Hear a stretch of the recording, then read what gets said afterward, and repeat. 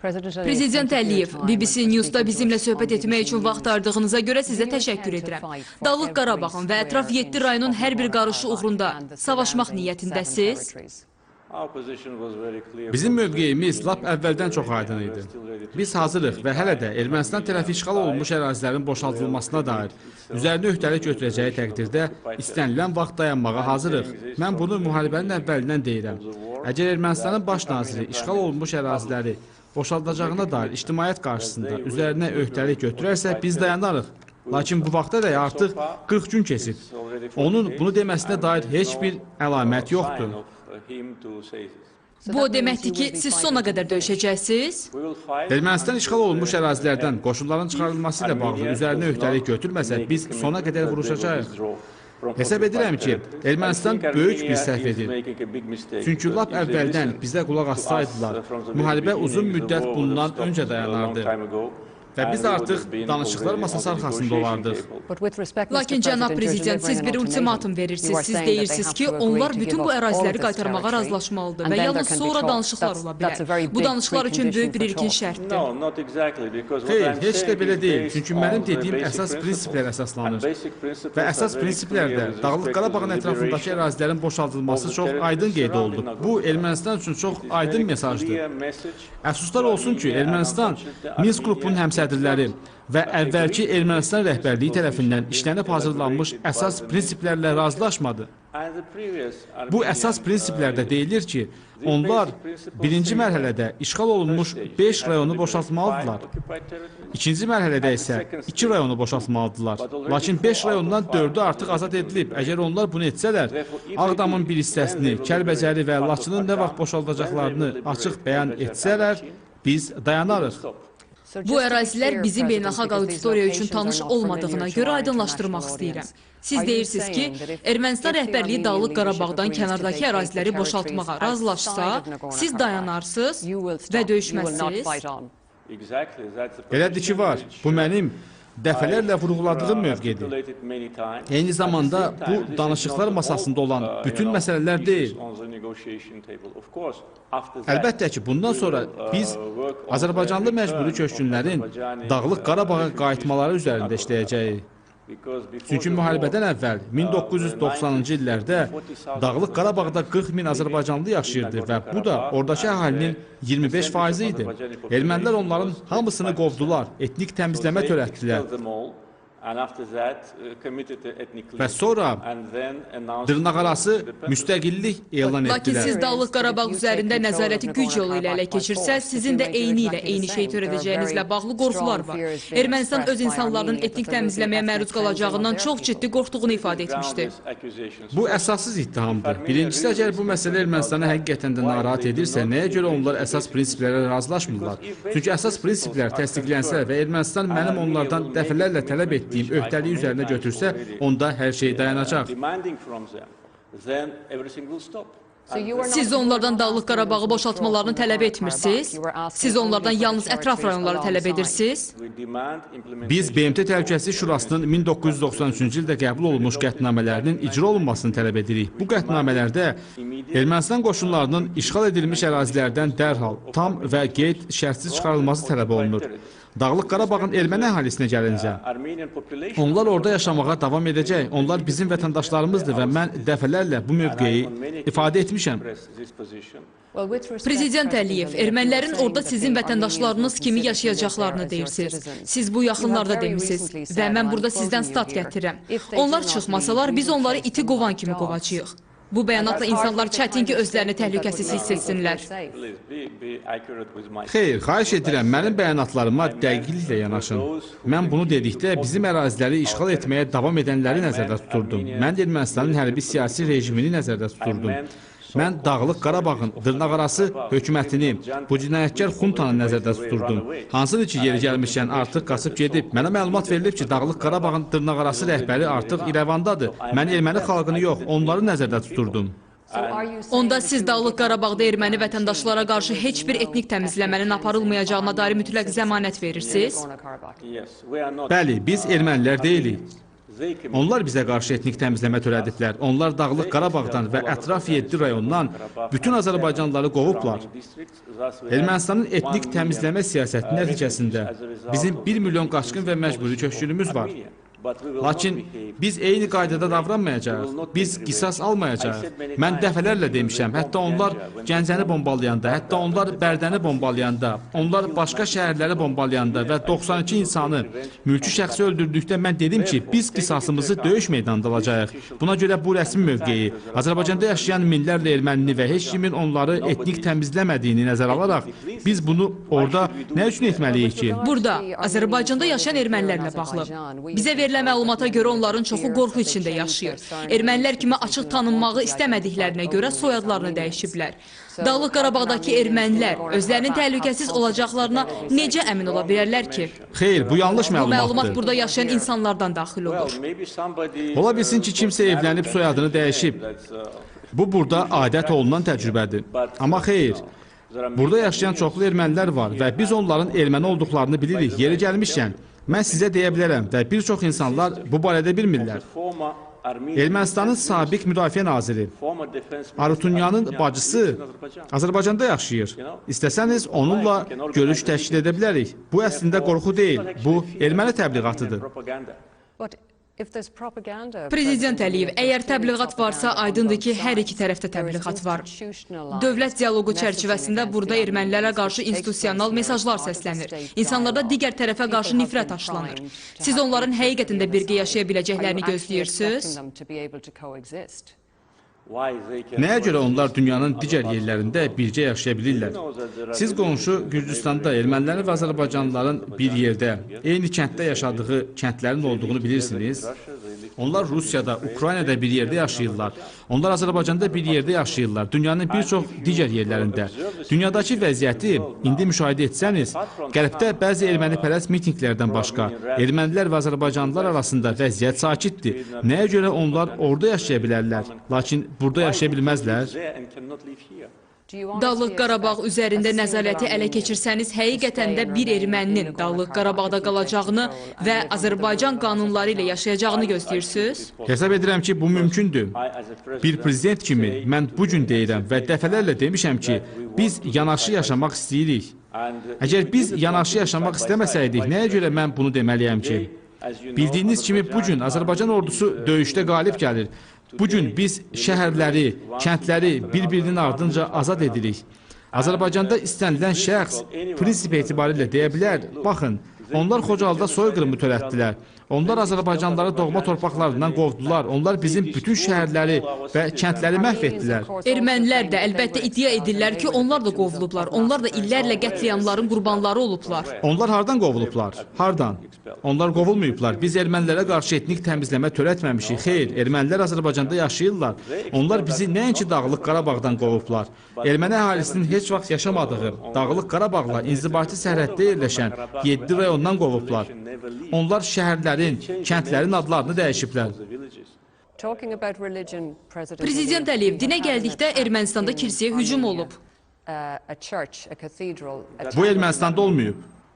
Üzr istəyirəm, cənab prezident, Dağlıq Qarabağda hücum olub. Eyni gündə kilsə 2 dəfə mərmi atəşinə tutulub. Siz həmin gün dediniz ki, ola bilsin bu səhvdir. Siz dediniz ki, araşdırma aparacaqsınız. Araşdırmanın nəticəsi nədir? Bu məsələni araşdırmaq üçün biz orada olmalıyıq. Araşdırmaq üçün. Mən dəfələrlə demişəm. Bu, ya bizim artilleriyanın səhvidir, ya da bu ermənilərin özləri tərəfindən qəsdən edilmiş bir təxribatdır. Onlar öz kilsəsini atəşə tutublar. Bəli, elədir ki, var. Onlar əlbəttə ki, bunu inkar edirlər. Bəli, əlbəttə ki, onlar bunu inkar edirlər. Onlar hər şeyi inkar edirlər. Onlar Ermənistan ərazisindən Gəncəyə ballistik raketlə zərbə endirildiyini inkar edirlər. Ermənistanın baş naziri bunun yanlış məlumat olduğunu demişdi. Buna baxmayaraq, sizin ölkəniz, Amerika, Fransa, Rusiya, onlar ballistik raketin hardan buraxıldığını asanlıqla aşkar edə bilərlər. Kilsəyə gəldikdə mən bunun ya səhv olduğunu, ya da onların bunu qəsdən etdiklərini demişəm. Çünki həmin kilsənin mənim gördüyüm təsvirləri bunun çox kiçik bir zərər olduğunu göstərir. Bu zədəni maksimum 2 həftə ərzində təmir etmək olar. Bu birincisi. İkincisi, siz burada Bakıdasınız. Yəqin ki, siz şəhər mərkəzində bizim bərpa etdiyimiz erməni kilsəsini görmüsünüz. Biz orada minlərlə erməni kitabı saxlayırıq. Əgər biz ermənilərin dediyi kimi kilsələri dağıdırıqsa, nəyə görə burada kilsəni dağıtmamışıq? Siz birmənalı şəkildə öz qüvvələrinizin kilsəyə hücum etmədiyini deyə bilərsiniz? Birmənalı şəkildə dəfələrlə demişəm. Bu ya bizim artilleriyanın səhvidir. Beləliklə siz bunu edə bilərdiniz? Kim? Siz kimi nəzərdə Sizin tutursunuz? qüvvələriniz bunu edə bilərdi. Bu yalnız səhv nəticəsində ola bilərdi. Çünki hərbi hədəf yox idi. Kilsə hərbi hədəflər arasında deyil. Bizim Xankəndi şəhərində ermənilər onu Stepanakert adlandırırlar. Hərbi hədəflərimiz var idi. Bizim Şuşada hərbi hədəflərimiz var idi. Və biz bu hərbi hədəflərə zərbələr endiririk. Çünki onlar bizə hücum ediblər. Yəqin ki, bu səhv olub. Eyni gündə 2 dəfə səhv edə bilərdiniz. Kilsəyə 2 dəfə zərbə endirilib. Nəyə görə yox? İşğal olunmuş ərazilərdə Azərbaycan məscidlərinin şəkillərini görmüsünüz. Onların hamısı dağıdılıb. Onlar bizim məscidlərdə donuz saxlayırlar. Azad edilmiş Zəngilandakı məsciddən bu yaxınlarda çəkilmiş video görüntüdə onların orada donuz saxladıqları göstərilir. Siz öz ordunuzun hərbi üstünlüyü haqqında danışarkən fikir irəli sürmüsünüz. 100 min insanınız var. Sizin İsraildən, Türkiyədən alınan ən müasir avadanlığınız var. Xüsusilə Türk dronları. Sizin sərəncamınızda olan bütün bu imkanları nəzərə alaraq kilsənin atəşə tutulması ilə bağlı 2 dəfə səhvə yol verilə bilər? Əlbəttə ki, olar. Çünki bu məsələni araşdırmaq üçün bizim ordu olmamız lazımdır. Biz ordu olanda onu təmir edəcəyik. Lakin bu...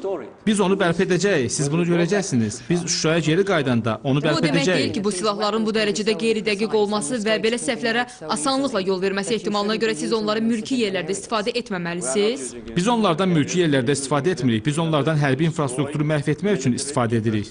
Prezident Əliyev. Xankəndi şəhəri hərbi obyektlərlə dolu idi. Şuşa şəhəri hərbi obyektlərlə doludur. Biz onlardan fərqli olaraq mülki şəxslərə hücum etmirik. Onlar qəsdən mülki yaşayış yerlərini dağıdırlar. Ballistik raketlərlə Gəncəyə hücum etdilər.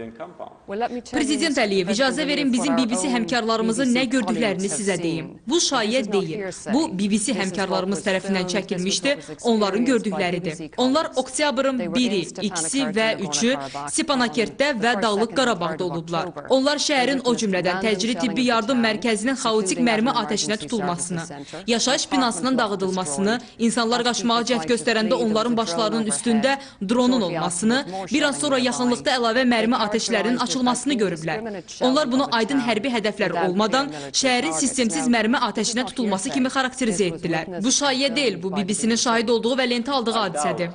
Mənim sizi şahid olduqlarınızla bağlı şübhələrim var. Lakin Prezident Əliyev, onlar orada idilər. Nə olsun ki, onlar oradaydılar? Bu heç nə demək deyil, bu fake xəbər ola bilər. Bizim hərbi... Bu nəyə görə fake xəbər olsun ki? Nəyə görə ora gedən istənilən jurnalist fake xəbərləri yayımlamağa qərarı alsın ki? Münaqişəyə qərəzli mövqeyinə görə, beynəlxalq mediada Azərbaycana qarşı qarayaxma təbliğatına görə. Deməli, sizi heç bir yanlışlıqla günahlandırmaq olmaz, hər şey fake xəbərdir. Əlbəttə, bu fake xəbərdir. Biz qərb mediasını yaxından müşahidə edirik və bu 40 gün ərzində mənim bəlkə də 30 müsahibəm olub. Onların hamısı çox aqressiv idi. Sanki bu müsahibə deyildi, sanki bir ittiham idi. Ermənistan tərəfində heç nə baş vermir. Kimsə Paşinyandan nəyə görə Gəncəyə ballistik raketlərlə zərbə indirdiyini soruşmur.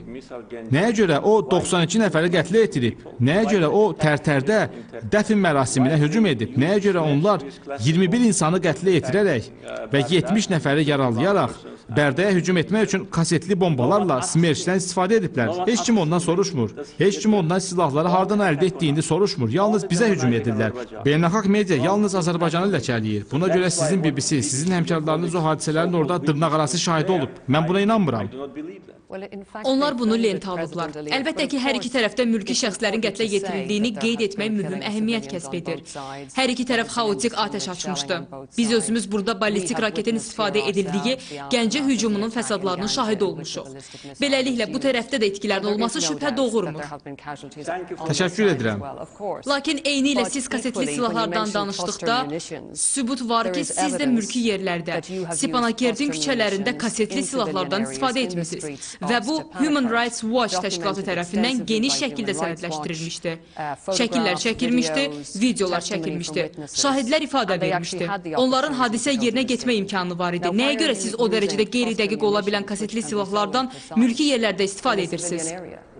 Biz onlardan istifadə etmirik. Bu növbəti bir feyk xəbərdir. Ermənistan kasetli bombalardan istifadə edir. Deməli, hər şey feyk xəbərdir. Əlbəttə ki, niyə də yox? Biz feyk xəbərlərlə 10 illər düzləşirik. Lakin siz etiraf Heç edirsiniz ki... bilirsiniz, Britaniya mətbuatında Azərbaycan haqqında nə qədər feyk xəbər dərc edilmişdir. Lakin Minlərlə. Prezident Əliyev, siz müharibə apardığınızı, irəli getdiyinizi etiraf edirsiniz. Sonra isə digər tərəfdən bizə bu silahlardan istifadə etmədiyinizi deyirsiniz. Xeyr, istifadə etmirik. Çünki biz döyüş meydanında döyüşürük. Biz erməni ordusuna qarşı döyüşürük. Biz mülki şəxslərə qarşı döyüşmürük. Bunun heç bir mənası yoxdur. Çünki bizim vəzifəmiz torpaqları azad etməkdir. Və biz kəndləri, şəhərləri bir-birinin ardınca azad edirik. Biz kasetli bombalardan istifadə etmirik. Bizim buna ehtiyacımız yoxdur. Beləliklə, Human Rights Watch təşkilatı tərəfindən aşkar edilmiş sübutlar da feykdir.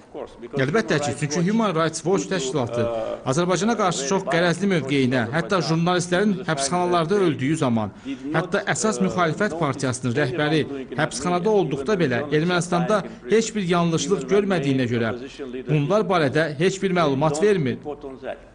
Onlar yalnız bizə qarşı məlumat verirlər. Buna görə də biz Human Rights Watch təşkilatı ilə əməkdaşlığı 5-6 il bundan əvvəl dayandırdıq. Yalnız indi bu müharibə başlayanda biz onları bura gəlməyə və öz gözləri ilə görməyə dəvət etdik. Biz onların bu halları təsdiqləməsini istəyirdik. Çünki onlar üçün yox demək imkanı yox idi. Buna görə biz onları dəvət etdik. Beləliklə bu təşkilata Azərbaycanda etimad yoxdur. Prezident Əliyev, bu tərəfdə neçə nəfər mülki şəxs öldürülüb? Onların sayı nə qədərdir? Paşinyan rejimi tərəfindən 92 mülki şəxs öldürülmüşdü, 405 nəfər yaralanmışdı. Demək olar ki, 3000 ev ya dağıdılmışdı, ya da ciddi zərər görmüşdü. Beləliklə, bunlar faktlardır və siz ora gedib onları yoxlaya bilərsiniz. Biz cəbhə xəttini özümüz gedib görmək istəyirik və sonuncu dəfə bura səfər etdikdə bizim ora müstəqil səfər etmək üçün qarşımız alınmışdı. Bizə bu dəfə ora gedə biləcəyimizə dair təminat verə bilərsiniz? Bəli, hesab edirəm ki, bu mümkündür. Ancaq sizi qorumaq üçün təhlükəsizlik tədbirləri görülməlidir. Lakin düşünürəm ki, bu mümkündür. Bu ümumi durum və hərbi vəziyyət haqqında qanunvericiliklə tənzimlənir. Ona görə bu səfər müvəqqəti qaydalara uyğun olmalıdır. Beləliklə, biz cəbhə xəttində sərbəst hərəkət edə bilmərik. Cəbhə xətti dedikdə nəyi nəzərdə tutursunuz? Döyüşlərin baş verdiyi yerə getməyi? Orada jurnalistlər olublar. Lakin onlar sərbəst hərəkət etməyiblər. Sərbəst dedikdə nəyi nəzərdə tutursunuz? Hökumətin müşahidəçiləri olmadan sərbəst hərəkət etmək, öz istəyinə görə hərəkət etmək. Biz başqa münaqişələrdə bunu edirik. Biz hara getmək istədiyimizi qərarlaşdırırıq, biz öz seçimlərimizi edirik. Ora gedirik və hadisələri lentə alırıq. Mən bu barədə əmin deyiləm. Düşünürəm ki, belə bir imkanın olub-olmadığını səlahiyyətli orqanlarla dəqiqləşdirmək lazımdır. Əcnəbi jurnalistləri müşahidə edənlərin yalnız bir məqsədi var. Onları qorumaq və onların hara gedə biləcəyi və hara gedə bilməyəcəyi barədə onlara məlumat vermək. Lakin gizlədiləsi bir şey yoxdur. Siz bizim dağıdılmış kəndləri görə bilərsiniz. Siz Gəncədə olmusunuz. Yəqin ki, siz Bərdəyə də gedə bilərsiniz. Buna görə bizim gizlədiləsi bir şeyimiz yoxdur. Biz öz torpağımızda vuruşuruq. Erməni ordusu bizim torpağımızdadır. Onlar təcavüzkardır və biz təcavüzün qurbanı olmuşuq. Lakin bugün biz qisasımızı alırıq. Bugün biz onlara yerini göstəririk. Və dediyim kimi, onlar qalan əraziləri könüllü olaraq boşaltmasalar, biz onları axıra qədər qovacağıq. Bu, erməni vətəndaşlarına çox dəhşətli bir mesaj kimi səslənir. Xeyr, niyə? Biz erməni vətəndaşları haqqında artıq danışdıq. Bizim onlarla təmaslarda heç bir yanlışlığımız yoxdur. Mən dəfələrlə demişəm və dediklərimin üstündə dururam. Biz ərazilərimizi işğal etmiş, bu cinayətkar dəstələrdən torpaqları azad etdikdən sonra Dağlıq Qarabağdakı ermənilər qat-qat yaxşı yaşayacaqlar. Onların daha çox məvacibləri olacaq. Çünki Azərbaycandakı məvaciblər daha yüksəkdir. Onların daha yüksək təqaüdləri olacaq. Çünki Azərbaycanda təqaüdün məbləği Ermənistandan 3 dəfə çoxdur. Onlar sosial müdafiə ilə təmin olunacaqlar. Biz bu ərazilərə böyük sərmayələr yatıracağıq. Onlar yoxsulluqdan xilas olacaqlar. Onların Onların Azərbaycanda insanların eşitdiyi, lakin malik olmadığı bütün insan haqları olacaqmı? Onların tamamilə azad mediası olacaqmı? Onların səsini qaldırmağa icazəsi olan müxalifəti olacaqmı? Onlar burada Azərbaycanda insanların malik olmadığı şeylərə malik olacaqmı? Siz hesab edirsiniz ki, insanların bu haqları yoxdur. Nəyə görə siz Azərbaycanda insanların azad media və müxalifətə malik olmadığını Çünki düşünürsünüz? mənə bu barədə müstəqil mənbələrdə məlumat veriblər. Hansı müstəqil mənbələrdən? Bir çox müstəqil mənbələrdən. Deyin mənə, hansılardır? Əlbəttə ki, mən onların adlarını çəkə Əgər siz bilmərəm. onların adlarını deyə bilmirsinizsə, bu deməkdir ki, siz bir hekayə Siz deyirsiniz ki, uydurursunuz. media dövlət nəzarəti altında deyil. Xeyr, əsla. Fəal azad müxalif media var. Əlbəttə ki. Mən bunu harda görə bilərəm? Siz bunu internetdə görə bilərsiniz, siz bunu hər yerdə görə Qəzetlərdə bilərsiniz. yox. Niyə? Siz bunu qəzetlərdə görə bilərsiniz. Sizdən soruşa bilərəmmi, siz burada kimi müxalifət adlandırırsınız? Burada müxalifətin olmasına icazə varmı? Bəli, icazə var. QHT-lər təqiblərə məruz qalır, jurnalistlər təqiblərə Xeyr, məruz əsla. qalır. Xeyr, Tənqidçilər əsla. həbsxanadadır. Bunların heç bir həqiqət deyil. Tamamilə fakedir, tamamilə. Bizim azad mediamız var, bizim azad internetimiz var. İndi hərbi vəziyyətə görə bizim bəzi məhdudiyyətlərimiz var, lakin əvvəllər heç bir məhdudiyyət yox idi. Azərbaycanda internet istifadəçilərinin sayı 80%-dən çoxdur. Siz internetin azad olduğu, senzuranın olmadığı və 80% internet istifadəçilərinin olduğu bir ölkədə medianın məhdudlaşdırılmasını təsəvvürünüzə gətirə bilərsiniz. Bizim Facebookda milyonlarla insanımız var. Bizdə azad medianın olmadığını necə deyə bilərsiniz? Bu yenə də qərəzli yanaşmadır. Bu qərb auditoriyasında Azərbaycan haqqında bir fikir formalaşdırmaq cəhdidir. Bizim müxalifətimiz var, bizim QHT-lərimiz var, bizdə azad siyasi fəaliyyət var, bizdə azad media var, bizdə söz azadlığı var. Əgər siz bu sualı qaldırırsınızsa, mən də sizə bir sual verə bilərəmmi? Siz, cənab Assancılar, baş verənləri necə qiymətləndirirsiniz? Bu sizin ölkədə azad mətbuatın təzahürüdür? Biz burada mənim ölkəmi müzakirə etmək üçün deyilik. Xeyr, gəlin müzakirə Yox, edək, gəlin prezident müzakirə edək. Ermənilərin burada azad mətbuatının olmayacağı ilə bağlı məni ittiham etməyə əvəzinə gəlin Assange barədə danışaq. Bağışlayın, o Ekvador səfirliyində neçə il keçirdi və nəyə görə? O indi hardadır? Jurnalist fəaliyyətinə görə siz həmin şəxsi girov saxladınız. Əslində mənəvi və fiziki olaraq onu öldürdünüz. Bunu siz etmisiniz, biz yox. İndi o həbsxanadadır. Siz bu işlərlə məşğul olduğunuz halda sizin azad mətbuat haqqında danışmağa mənəvi haqqınız yoxdur. Münaqişəyə qayıdaraq, Bəli, yaxşı olardı ki, münaqişəyə qaydasınız. Çünki bu sizin xoşunuza gəlmir. Sizin xoşunuza yalnız ittiham etmək, hücum etmək gəlir. Amma güzgüyə baxın. Mən dəfələrlə demişəm. Bura gəlməmişdən və bizə mühazirə oxumaqdan əvvəl baxın. Siz sualınızla məni ittiham edirsiniz. Bu sual deyil, bu ittihamdır. Siz prokuror kimi danışırsınız. Niyə? Əgər siz bu qədər demokratik və obyektivsinizsə, nəyə görə Assancı həbsxanada saxlayırsınız? Nə üçün? Siz onu jurnalist fəaliyyətinə görə həbsxanada saxlayırsınız. mən onu həbsxanada saxlamıram, Prezident Əliyev. Bu sizin xoşunuza gəlmir. Bu xoşa gəlmək məsələsi deyil. Siz buna öyrəşməmisiniz. Bu bizim müsahibənin mövzusu deyil. Çünki siz ancaq hücum etməyə Bu adət bizim etmisiniz. müsahibənin mövzusu deyil. Bu müsahibənin mövzusu deyil, amma siz bunu qaldırırsınız. Siz bu məsələni qaldırdınız. Xeyr, siz qaldırdınız. Assange məsələsini qeyd etdiniz. Siz dediniz ki, əgər ölkənizdə azad media yoxdursa, ermənilər müxalifətsiz sizin ölkədə necə yaşaya bilərlər? Bu sizin sözlərinizdir, ittihamdır. Prezident Əliyev, siz suala cavab verdiniz. Münaqişə mövzusuna qayıdaraq sizin dediyiniz kimi 40 gündür ki, toqquşma davam edir. Siz münaqişənin nə qədər davam etməsini gözləyirsiniz? Qışda da döyüşlər gedəcək? Heç kim bilmir. Yenə də bizim söhbətimizin əvvəlinə qayıdaraq, əgər Paşinyan bu gün mən əsas prinsipləri qəbul edirəm və mən Ağdamın bir hissəsini, Kəlbəcəri və Laçını bir həftə və ya 2 həftə içində boşaldacam desə, biz dərhal dayanarıq. Lakin onun sizdə Dağlıq Qarabağda yerdə qalan ərazilərin boşaldılması ilə bağlı təminat verməyə ehtiyacı yoxdur. Siz kənarda qalan ərazilərdən danışırdınız. Mən sizin mövqeyinizi başa düşmək üçün çox aydın olmalıyam.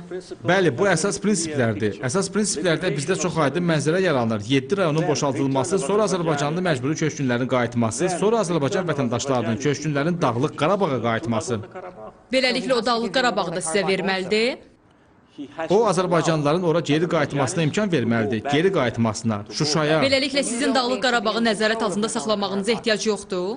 Siz nəzarət altında deməklə nəyi nəzərdə tutursunuz? Sizə Dağlıq Qarabağ üzərində fiziki olaraq nəzarəti ələ keçirmək və Dağlıq Qarabağın müdafiə qüvvələrini geri çəkmək, orada olan erməniləri geri çəkmək lazımdır, yoxsa mülki şəxslərinizin geri qayıtmasına icazə verilsəydi, bu sizi qane edərdi. Ermənistanın qəbul etmədiyi əsas prinsiplərdə onlar faktiki olaraq etibarsızdır, çünki Ermənistan onları qəbul etməyib.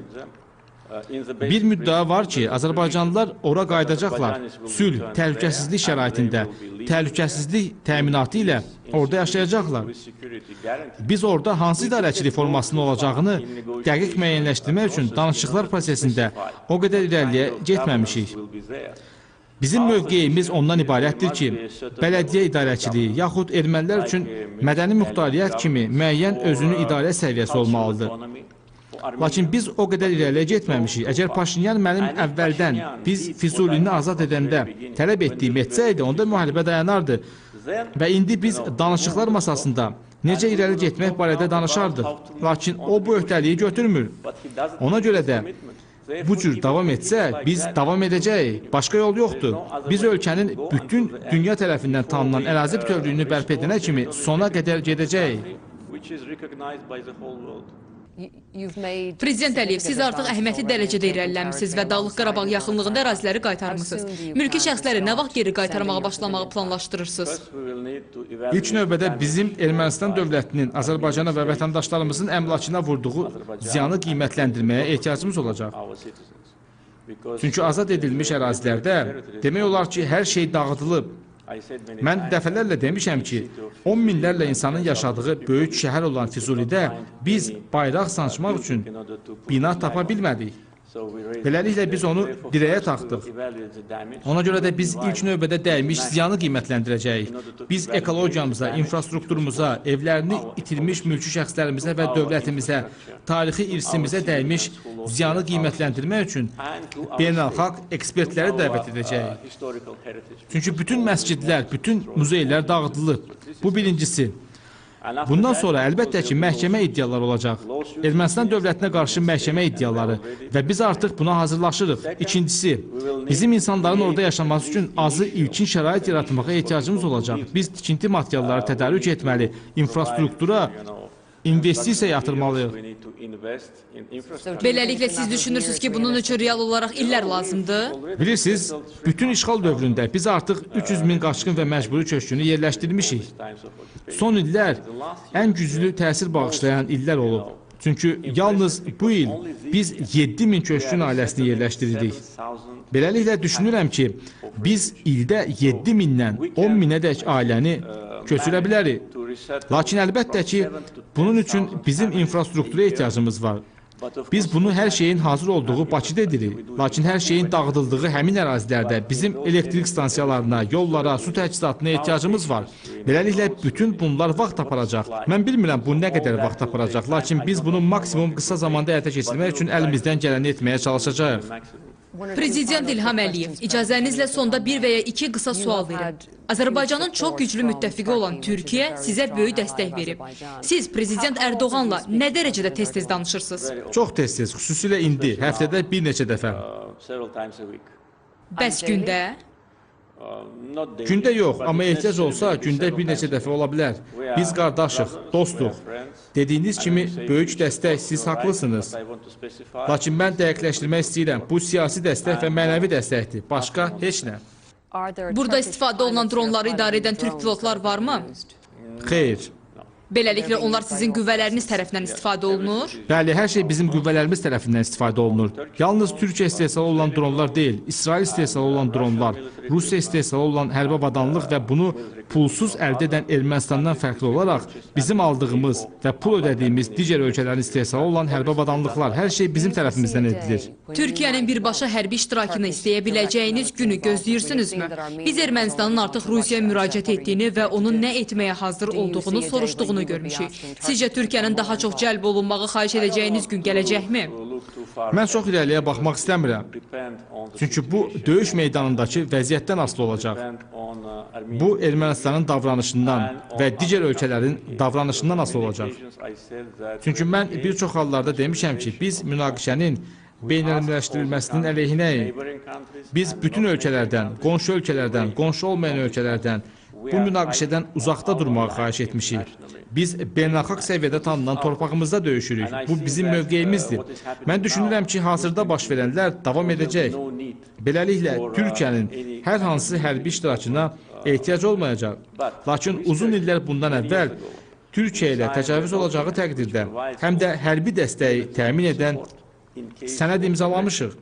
Beləliklə, bizim Türkiyə ilə bu və ya digər dərəcədə Ermənistanla Rusiyanın malik olduğu kimi eyni formatımız var, qanuni bazamız var. Əgər Azərbaycan təcavüzlə üzləşsə və Azərbaycan görsə ki, Türkiyənin hərbi dəstəyinə ehtiyac var, onda biz variantı nəzərdən keçirəcəyik. Prezident Əliyev, icazənizlə mən daha 2 sualla bağlı yardımınızı xahiş edəcəm. Münaqişənin indi yenidən alovlanmasının və sizin belə güclü irəliləməyinizin səbəblərindən biri kimi Türkiyənin çox güclü dəstək verdiyini, bunun həqiqətən də həll edici olduğunu iddia edənlərə nə deyərdiniz? Əminəm ki, belə iddiaları eşitmisiniz. Xeyr, qətiyyən. Yeri gəlmişkən, Türkiyənin hərbi iştirakı hardadır? Bunu kim təsdiqləyə bilər? Hər hansı türk əskərini kim görüb? Yerində iştirak deyil, güclü siyasi dəstək, daimi bəyanatlar, çox güclü regional gücdən çox güclü dəstək. Bu, burada amil deyil. Bəli, bu amildir. Lakin bu amil münaqişə başlayandan sonra çox mühüm əhəmiyyət kəsb etdi. Çünki əgər münaqişənin xronologiyasına nəzər salsanız, bu bəyanatlar Ermənistan bizə hücum edəndən və biz cavab verəndən saatlarla sonra başladı. Amma Türkiyənin Azərbaycana siyasi dəstəyi hər zaman olub. Bu qəfildən baş vermədi. Bu hər zaman belə olub. Niyə münaqişə başladı? Mən sizə deyə bilərəm. Çünki Ermənistan danışıqları pozmaq istəyirdi. Onlar iyulun 12-sində dövlət sərhədində bizə hücum etdilər və bizim ərazimizə daxil oldular. Biz cavab verməli olduq. Həmin toqquşma 4 gün davam etdi və biz onları Azərbaycandan sıxışdırıb çıxarandan sonra dayandıq və dövlət sərhədini keçmədik. Sonra avqustun ortasında onlar diversiya qrupu göndərdilər. O, təmas xəttini keçdi. Həmin qrupun başçısı saxlanıldı və mülki şəxslərə qarşı terror hücumları planlaşdırdıqlarını etiraf etdi. Sonra sentyabrın 27-sində onlar bizim şəhərlərimizi artilleriya atəşinə tutmağa başladılar. Bizim mülki şəxslər və hərbiçilər arasında ilk qurbanlarımız ilk saatlarda, bəlkə də ilk dəqiqələrdə oldu. Onlar bizi ağır artilleriyadan atəşə tutdular. Beləliklə, bu belə başladı. Niyə başladı? Prezident Əliyev, üzr istəyirəm. Bilirəm, siz bizə tarixini danışmaq istəyirsiniz, lakin sizinlə 2 məqam aydınlıq gətirmək istəyirəm. Siz hərbçilər arasında itkiləri qeyd etdiniz. Niyə siz hərbi itkilərinizlə bağlı rəqəmləri açıqlamırsınız? Siz narahatsınız ki, insanlar bu müharibədə nə qədər gənc insanın həlak olduğunu görsə, dəstək zəifləyə bilər? Xeyr, qətiyyən. Birincisi, bizdə çox deyil. Əgər siz müharibənin miqyasına və bizim Ermənistanın 30 il ərzində tikdiyi istehkamları, bütün mövqeləri dağıtmalı olduğumuza baxsanız, bizim itkilərimiz minimaldır. Əlbəttə ki, biz bu cür danışa bilmərik. Hər bir insanın həyatı qiymətsizdir. Lakin bizim itkilərimiz Ermənistançından xeyli aşağıdır. Çünki bizim hərbi imkanlarımız daha yaxşıdır və bizim minimum itki verməyə imkan yaradan müasir silahlarımız var. Xüsusilə həmin dronlar. Çünki həmin dronlar olmasaydı, bütün o tanklar və toplar çox sayda adamı öldürərdi. Səbəb o deyil ki, biz düşünürük, ictimaiyyətin dəstəyini almarıq. Əksinə, yaxın qohumlarını, oğullarını, qardaşlarını itirən insanlar bizdən dayanmamağı xahiş edirlər. Təsəvvürünüzə gətirə bilərsiniz, hər gün mən minlərlə məktub alıram, minlərlə məktub. O məktubların heç birində mən dayanın sözünü görməmişəm. Onlar deyirlər, mən oğlumu itirmişəm, qardaşımı itirmişəm, həyat yoldaşımı itirmişəm. Xahiş edirik, sona kimi gedin. Xahiş edirik, sona kimi gedin. Çünki bizim xalqımız bu vəziyyətdə demək olar ki, 30 il yaşayıb. Prezident Əliyev, amma demək olar belə çıxmır ki, sizin bu müharibədən başqa yolunuz yoxdur, siz hər sonuncu qarışı geri almaq üçün döyüşməlisiniz. Bəli, mənim dediyim məhz budur. Lakin eyni zamanda mən əvvəldən demişəm ki, əgər Paşinyan şəxsən özü, Xarici İşlər Naziri deyil, şəxsən özü desə ki, Ermənistan Ağdamdan, Kəlbəzərdən, Laçından boşaltmalı olduqları 3 qalan rayondan qoşunlarını çıxarır və bizə vaxt cədvəli versə, biz dərhal dayanarıq. Biz bu müharibəni davam etdirmək istəmirik. Biz dayanmaq istəyirik. Mənim indi dediyim lap əvvəldən dediklərimdir. Məni tanıyan insanlar bilirlər ki, mən sözümə əməl edən insanam. Mən nə deyirəmsə onu edirəm. Əgər Paşinyan bunu bugün desə, sizə söz verirəm ki, biz dərhal dayanarıq. Amma o bunu etmir. O geri almaq istəyir. O öz qüvvələrini yenidən qruplaşdırmaq, daha çox insan səfərbər etmək üçün bu atəşkəs imkanından istifadə etmək istəyir. Qeyd etdiyiniz kimi, indi o hərbi dəstək üçün Prezident Putinə məktub göndərib. Bununla da o öz məğlubiyyətini etiraf edib. Əgər o məğlubiyyətini etiraf edibsə, niyə demir ki, əraziləri boşaldacaq? Bu ərazilər Ermənistana məxsus deyil. Bu bizim torpaqlarımızdır. Onlar bu əraziləri bizə geri qaytarmalıdırlar. Əgər onlar bunu etməsələr, dediyim kimi, biz sona qədər gedəcəyik. Dayanmağın yolu yoxdur. Siz bilirsiniz, sizin qüvvələrinizin fəaliyyəti nəticəsində Dağlıq Qarabağda neçə mülki şəxs həlak olub? Xeyr, bilmirik. Biz Ermənistanın Müdafiə Nazirliyinin rəsmi məlumatını eşitmişik. Biz bu rəsmi məlumata inanmırıq. Onlar 45 mülki şəxs deyir. Bəli, bilirəm. 45 ya 47. Biz bilmirik. Mən bilmədiyim bir şeyi deyə bilmərəm. Lakin mən düşünürəm ki, bu çox şişirdilib. Çünki biz onların kəndlərinə hücum etməmişik. Biz onların şəhərlərinə hücum etməmişik. Hörmətli Prezident Əliyev, onların kənd və şəhərlərinə hücumlarla bağlı sənədli sübutlar var. Mən hələ bitirməmişəm. Biz Xankəndiyə hücum etmişik. Çünki Xankəndi hərbi istehkamlarla dolu idi. Biz onları məhv etməli idik. Mülki şəxslərin evləri dağılıb. Müharibə vaxtı bu bəzən baş verir. Belə olur. Biz o qədər dəqiq deyilik. Əgər onların artilleriyası düz evin yanındadırsa. Bu Gəncədə olduğu kimi deyil ki, onlar bəlkə də 20-30 kilometr radiusunda heç bir hərbi obyektin olmadığı mülki obyektə qəsdən ballistik raketlərlə hücum etdilər. Mülki şəxslərin ölümü ilə bağlı məlumatlar sizi narahat edirmi? Bəli, əlbəttə. Mən təəssüf edirəm. Təəssüf edirəm ki, bu baş verib. Mən qohumlarını itirən hər kəsə başsağlığı verirəm. Mən Dağlıq Qarabağdakı mülki şəxsləri nəzərdə tuturam. Lakin yenə də münaqişənin miqyasını nəzərə alaraq, yenə də hər bir insanın həyatını qiymətsizdir deyərək, itkilər yenə də çox aşağıdır. Bu onu göstərir ki, biz mülki şəxslərə qarşı döyüşmürük. Bilirsiniz, 1990-cı illərdə onlar müharibədə neçə mülki şəxsi qətlə yetiriliblər? Minlərlə. Xocalı soyqırımında onlar 63 uşaq, 106 qadın olmaqla 613 günahsız insanı qətlə yetiriblər. Onların yalnız Azərbaycanlı olduqlarına görə Xocalı soyqırımı çox yaxşı tanınan sübuta yetirilmiş faktdır.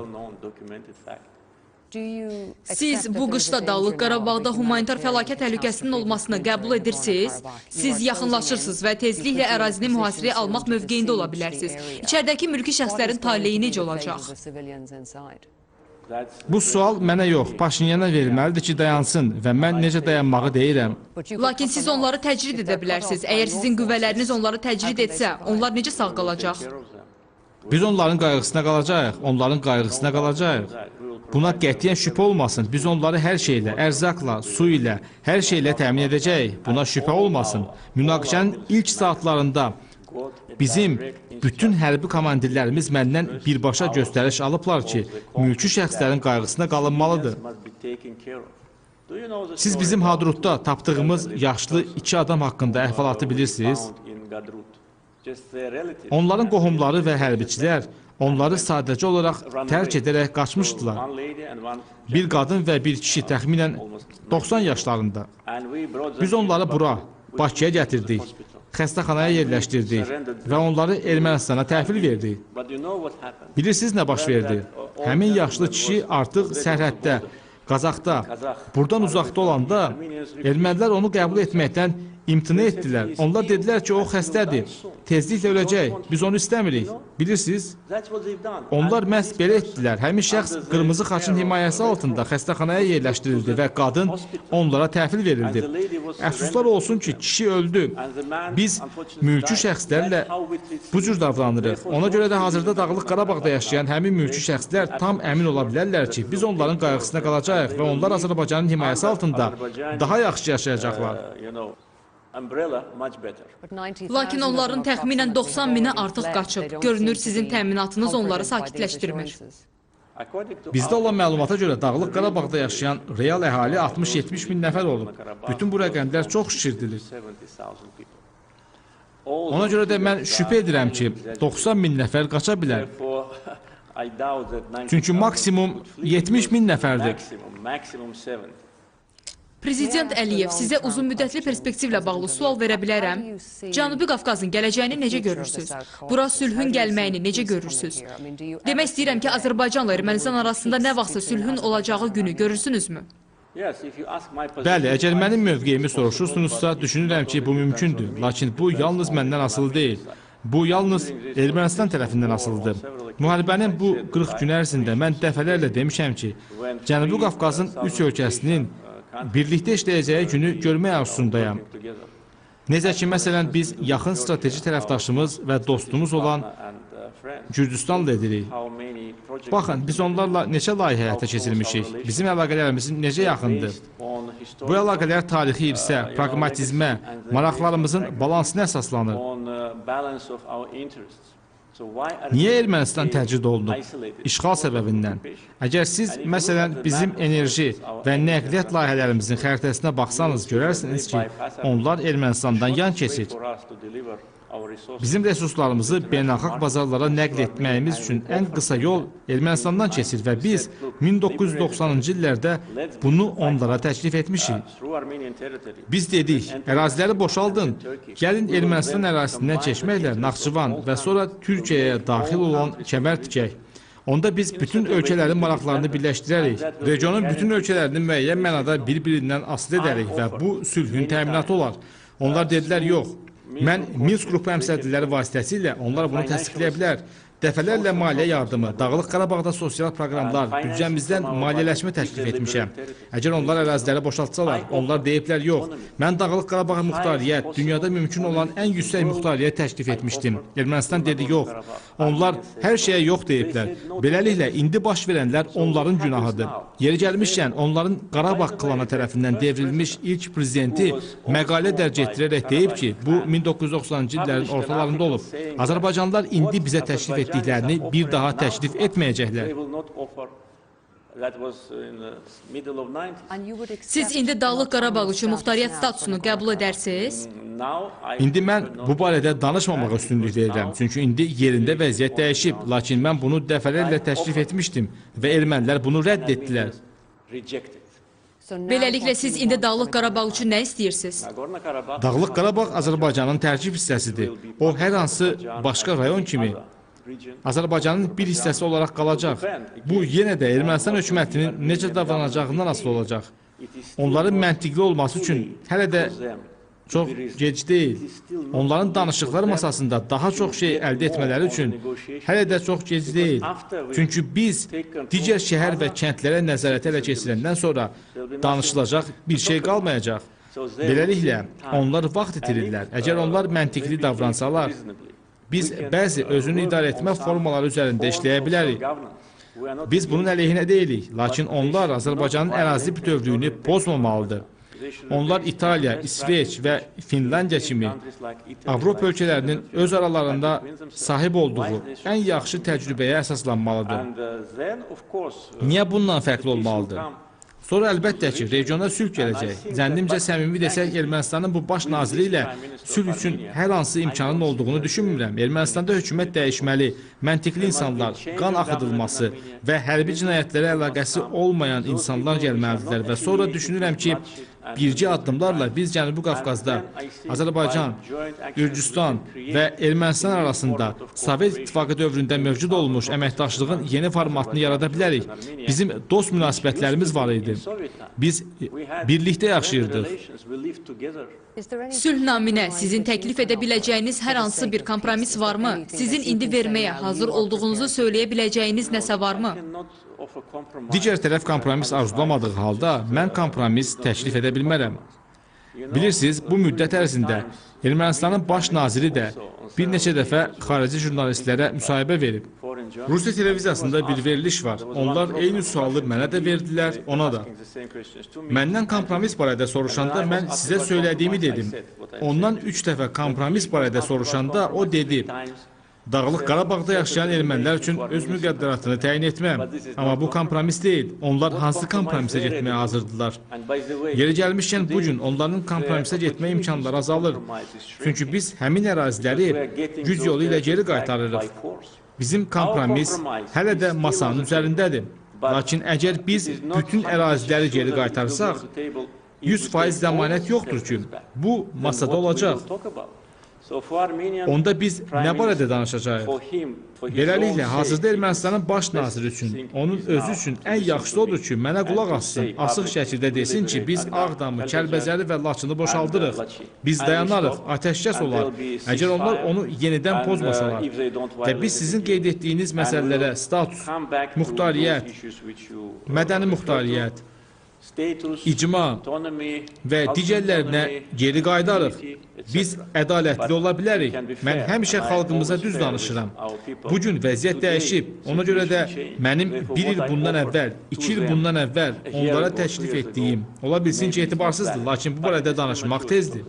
Sizin sülh yolu ilə həllə ümidiniz varmı? Bəli, ümidim var. Çünki indi mənim ümidim bizim döyüş meydanındakı uğurumuza əsaslanır. Mənim ümidim Ermənistanın konstruktiv mövqeyinə əsaslanmır. Çünki bizim döyüş meydanında gördüklərimiz, Füzulidə, Cəbrayılda gördüklərimiz, biz gördük ki, onlar əraziləri boşaltmağı planlaşdırmırdılar. Onlar bizə yalan danışırdılar. Onlar Minsk qrupunun həmsədrlərinə yalan danışırdılar. Çünki onlar o istehkamlara o qədər vəsait yatırıblar ki, oraları heç vaxt boşaltmazdılar. Buna görə Füzuliyə nəzarətə almaq bizim çox vaxtımız apardı. Sonra biz Araz çayı boyu Ermənistanla dövlət sərhədinə doğru hərəkət edəndə bir neçə kənddə çox şiddətli toqquşmalar oldu. Bu müdafiəni yarmaq bir neçə gün vaxtımızı aldı. Prezident Əliyev, icazənizlə mən sizə BBC-nin Azərbaycan xidməti adından sual vermək istəyirəm. Əgər öz dilinizdə cavab versəz, düşünürəm ki, onlar çox şad olarlar. Bu münaqişədən sonra burada Azərbaycan xalqı üçün necə gələcək görürsünüz? Bəziləri deyər ki, bilirəm siz razılaşmazsınız. Lakin bəziləri deyər ki, bu hələ də tam azadlığı, tam insan haqları olmayan cəmiyyətdir. Əgər münaqişə bitərsə, siz sülhün dividend gətirəcəyini görürsünüzmü? Düşünürsünüzmü ki, cəmiyyət onları düşündürən Dağlıq Qarabağ məsələsini geridə qoyacaq? Burada hansı gələcəyi görürsünüz? Mən hesab edirəm ki, ölkəmizin gələcəyi çox parlaq olacaq. Biz son illər ərzində çox böyük uğurlara imza atmışıq və ölkəmizin həm siyasi, həm iqtisadi sahələrdə uğurları bugün beynəlxalq təşkilatlar tərəfindən də qəbul edilir. Beynəlxalq arenada böyük uğurlar əldə edilib. Azərbaycan bugün çox güclü bir ölkəyə çevrilibdir. Ölkə daxilindəki bütün məsələlər öz həllini tapır. Və əlbəttə ki, Dağlıq Qarabağ münaqişəsinin həlli ölkəmizə yeni nəfəs verəcək. İnsanlar ilk növbədə öz dədə-baba torpaqlarına qayıdacaqlar. Öz yaxınlarının qəbirlərini ziyarət edə biləcəklər. Azərbaycan dövləti mütləq bu işlərdə onlara maksimum köməklik göstərəcək. Biz işğal edilmiş torpaqları, azad edilmiş torpaqları yenidən quracağıq. Evlər tikiləcək, inzibati binalar, xəstəxanalar, məktəblər və beləliklə ölkəmiz üçün yeni bir dövr başlanacaq. Bu yeni bir dövr böyük imkanlar açacaq. Təkcə iqtisadi sahədə yox, eyni zamanda siyasi münasibətlər sahəsində hesab edirəm ki, müsbət meyllər daha da güclənəcək. Azərbaycan beynəlxalq arenada öz rolunu daha da artıracaq. Azərbaycana olan hörmət daha da artacaq ki, biz güclü dövlət kimi öz ərazi bütövlüyümüzü bərpa edirik və ədaləti bərpa edirik, beynəlxalq hüququ bərpa edirik və beləliklə ölkəmizin gələcək inkişafı əminəm ki, çox uğurlu olacaq. Biz bugünə qədər bütün qarşımızda duran vəzifələrə uğurla çatmışıq. Bütün bəyan etdiyim hədəflər onlara biz çatmışıq və ərazi bütövlüyümüzün bərpası, torpaqlarımızın qaytarılması mənim prezident kimi başlıca vəzifəm idi. Mən şadam ki, bu vəzifənin öhdəsindən də şərəflə gəlirəm və Azərbaycan xalqının dəstəyi ilə və zəhməti və cəsarəti hesabına biz torpaqlarımızı qaytarırıq. Və Azərbaycan xalqının fədakarlığı bir də onu göstərir ki, biz böyük xalqıq, biz birlik nümayiş etdirmişik və bu birlik bizi daha da gücləndirəcək, ölkəmizi daha da qüdrətli ölkəyə çevirəcəkdir. Çox gözəl. Prezident Əliyev, təşəkkür edirəm. Bu səhər bizə vaxt ayırdığınıza görə sağ olun. Suallarınıza görə sağ olun. Təşəkkür edirəm.